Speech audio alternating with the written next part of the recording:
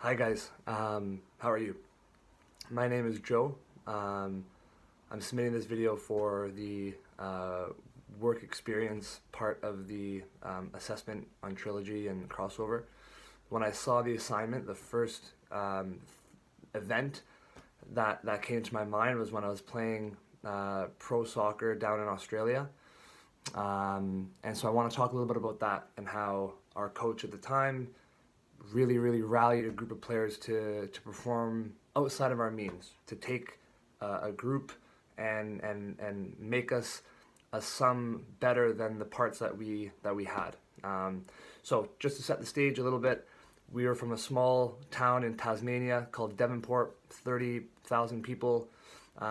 We won our statewide cup, the Tasmanian Cup, for the first time, which put us into the National Football Federation Australia competition, a prestigious cup that allows little teams like ours to get onto the national stage and to sort of show ourselves for the first time. A lot of these players had never even had that opportunity. It was my first year playing professional soccer abroad, and so it was a huge deal for all of us. Being from a small town, being from a small state, being from a club that didn't have a huge budget and a low amount of experience, we knew from the beginning that we were up against it. We got drawn to play a club from Newcastle, and from the very beginning when the draw came out, everyone in the press, all the players from the Newcastle side, all the pundits, all they could do was talk about how easy it was going to be for them. We were massive underdogs, and we knew that. But for the 3 weeks we had to prepare for that big game, our coach drove home some points and found a way to instill confidence and motivation in each individual in a way that I had never really seen before. So he prepared us obviously for the worst. For those who know soccer, those who don't know soccer, you like having the ball a bit more than not having the ball. If you have the ball, it means you're attacking. If you don't have the ball, it means you're defending. There were some training sessions, I'm a defender, where I wouldn't touch the ball for an hour and a half. Literally, no touch. And I thought to myself, this is not enjoyable. This isn't fun.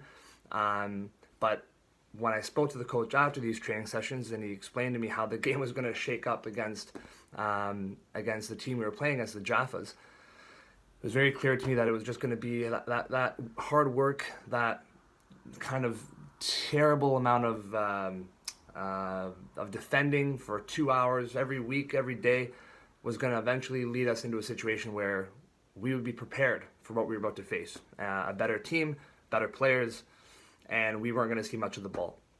And he not only had these conversations with me, but he had conversations with the locals and the other imports, and he found a way to show us that his ideologies, his goals were at least going to put us in the right position to hopefully win the game. 3 weeks goes by.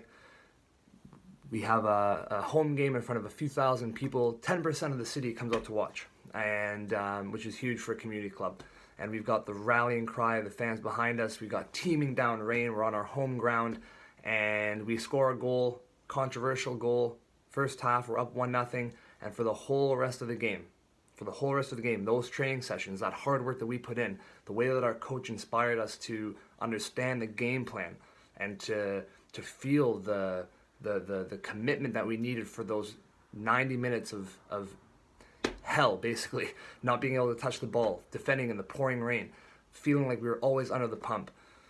We come away with a 1-0 win, and we were the first ever Tasmanian team to win a game in the FFA Cup. So not only were we the first time that our club had ever qualified, we were the first ever team from that state to win a game. And it really came down to the way that our coach found a way to kind of push the right buttons at each individual, whether it was individual glory, if they were a little bit more individualistic, whether it was team glory or local glory for the local guys, whether it was a chance for me as a non-Australian to maybe showcase myself to a better team.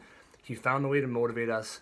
We ended up getting a huge win. The crowd went crazy, the city went crazy, the state went crazy, and for me to this day, it's still probably my greatest football memory, and one of the biggest wins that I'll ever have. So that's a little bit about me. That's a little bit about my story, where I feel like, it was the first thing that came to my mind. So thanks for listening.